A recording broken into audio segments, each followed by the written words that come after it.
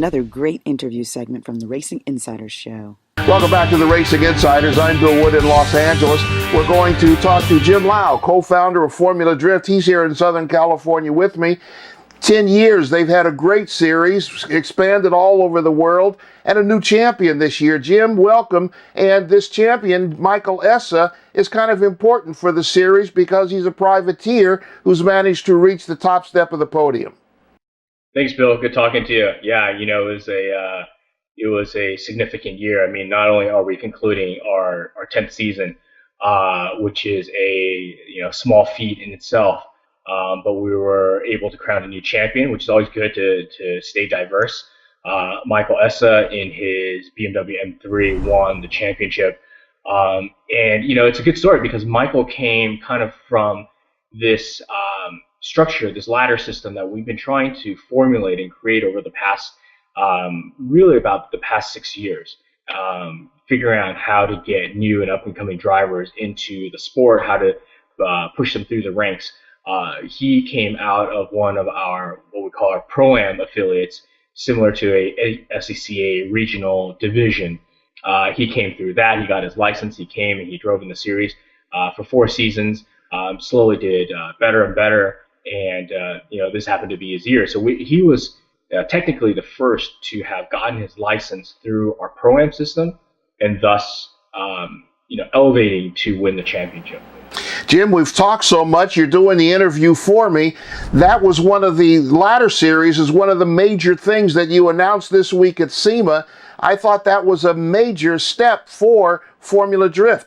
It's a structure that we've been massaging and trying to figure out, again, for the past about 6 years.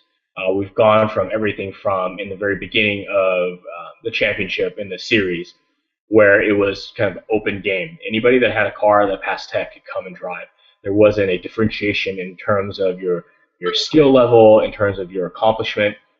We formulated that throughout the years from one-time tryout type of system to now we have a pretty decent 8 affiliates across the United States, and we have a couple of international affiliates. The top drivers, the top ranking drivers in those series get a Formula Drift license, and then they come to the Pro Championship. And so we felt that because of that, there is almost a middle tier that needs to come in between what we call the Pro Championship and the Pro-Am ranks. And between that, we are introducing currently, unless we come up with a different name, currently what we're calling the Pro 2 series. And Pro 2, again, is like your Indy Lights is your nationwide series. You go from Pro-Am into Pro 2.